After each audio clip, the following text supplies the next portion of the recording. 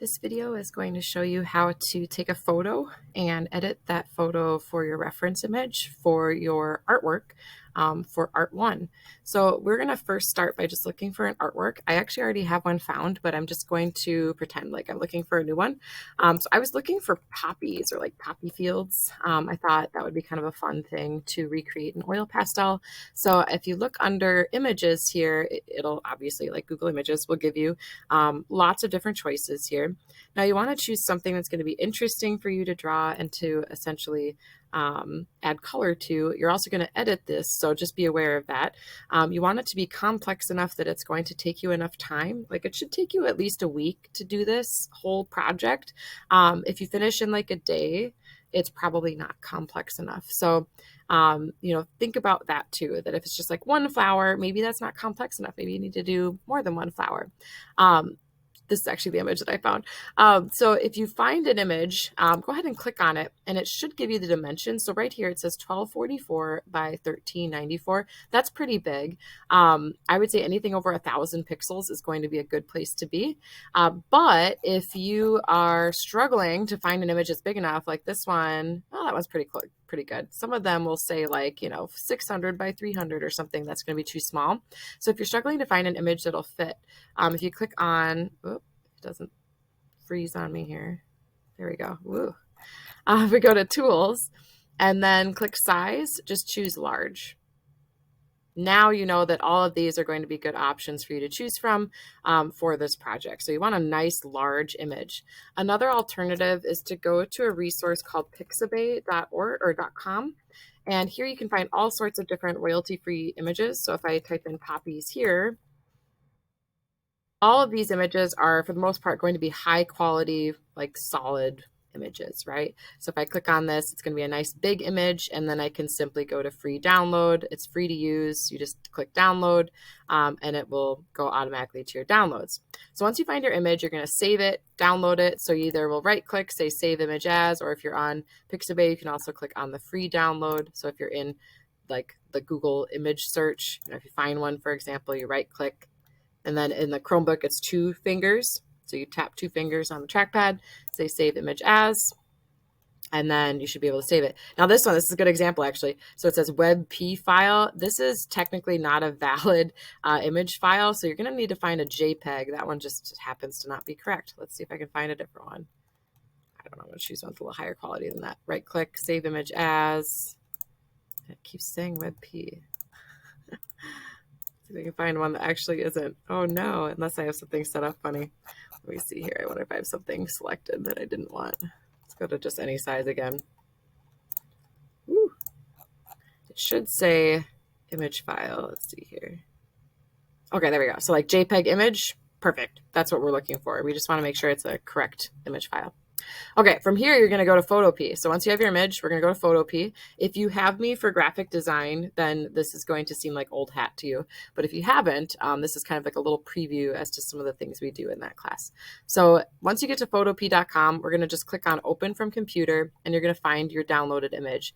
In this case, this is the image I was working with, so I'm going to use this one. So I love these like different poppies all like mixed together. I think there might even be like some other flowers in there too mixed in. I just thought it was really pretty, and I think it'll make a really cool composition. So from here, you need to make some changes, and I'm going to show you a few ways you can do that pretty quickly. And then I'll show you some other things you can try, like cropping and filtering and that kind of stuff, just to make it even more different. Your goal is to change the reference image. So you want to change it from just the regular standard old image and turn it into something a little different. So you're not necessarily like appropriating it or trying to call the image your own, right? Like this is still somebody else's picture, but we're going to change it, and that's going to help us with creating a more original artwork. So we're not just like copying the reference image entirely. So I like to start up at image here, up at the top, image, and then go to adjustments. And these are all kind of really nice places to start. So there's things like brightness, contrast. And if I move this over, you can see how brightness, contrast affects the overall image. So I can make it lighter, darker. I could play around with the contrast. Okay, I'll exit out. Image adjustments, there's levels. So if I drag that over again, I can adjust like the shadows in the image, the midtones, the highlights, how bright or dark something is. Okay. Image adjustments, curves is similar to that, except it's dealing more with like the colors themselves. So like really high contrast colors and then less well, there's still contrast, but a little bit less darkness, I guess I should say. So you can kind of play with that. That's curves. Go to image adjustments.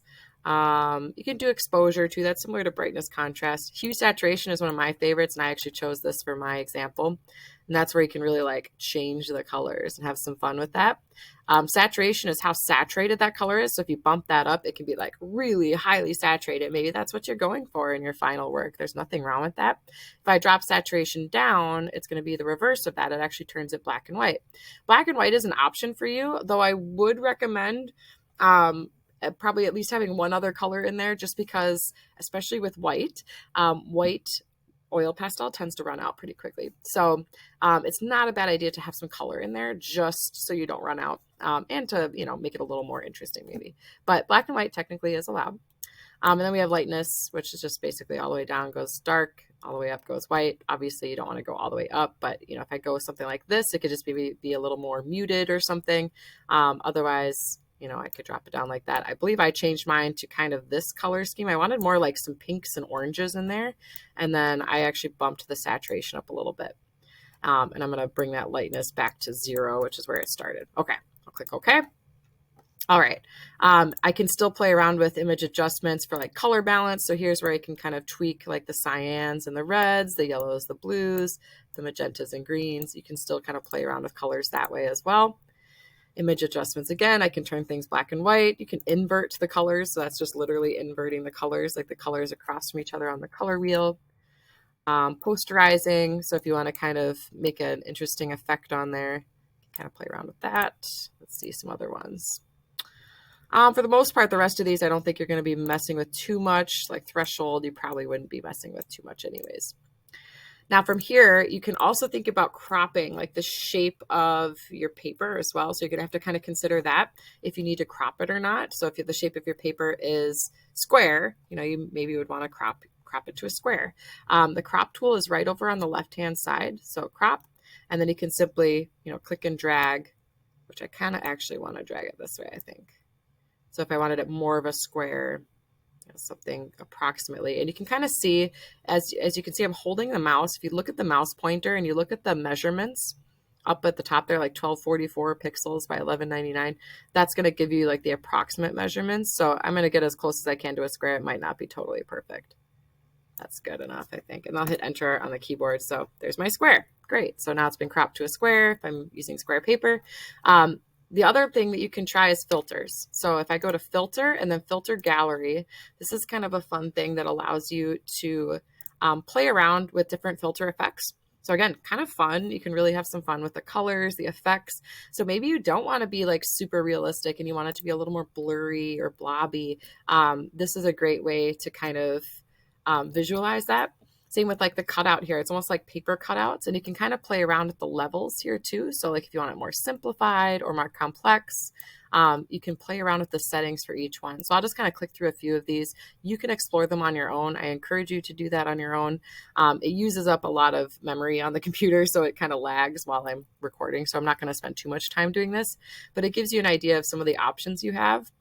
Like here's a little more blobby. There's like ink outlines. So maybe if I wanted it to have more of an outline or darkness in there, dark strokes. You can even make it look kind of glass-like or rippled, like ocean ripples. It's halftone pattern, which these are more for black and white, so I'm not going to worry about that. Glowing edges, water paper.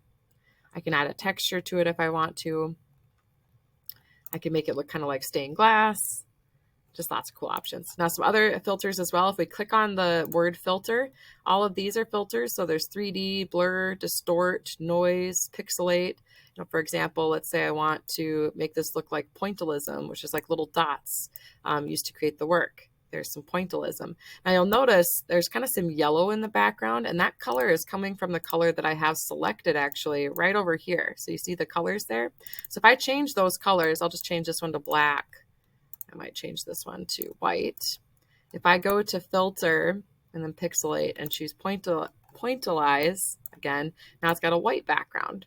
So you can kind of see how that messes with it a little bit. So even something like this, I mean, you could just break it down to like dots of color. It's an option. Okay. I'm going to not do that though. We're going to exit out of that. Other ones, there's like filter. Let's see, where's a fun one? Kaleidoscope. If you really want to be crazy about it and have some fun with kind of a psychedelic look, that could be kind of fun, especially if you like mandalas. Filter, let's try, I don't know. I haven't really tried these for a while. Flame, I have no idea what that does. Oh, yep, that's not going to work. So we're not going to do flame. Stylize, maybe like emboss. Ooh, that's an interesting one. Kind of interesting colors in there too. Make it look like it's chiseled or something out of stone. Excuse me. Oil paint. I think this is the one that I chose for my final one too. I kind of wanted it to be kind of swirly. And this is going to be kind of hard to see on this small screen. But I can bring up the shine and hopefully you can see that a little better. So it's going to make it look a little more like a painting. I'll smooth it out real nicely too.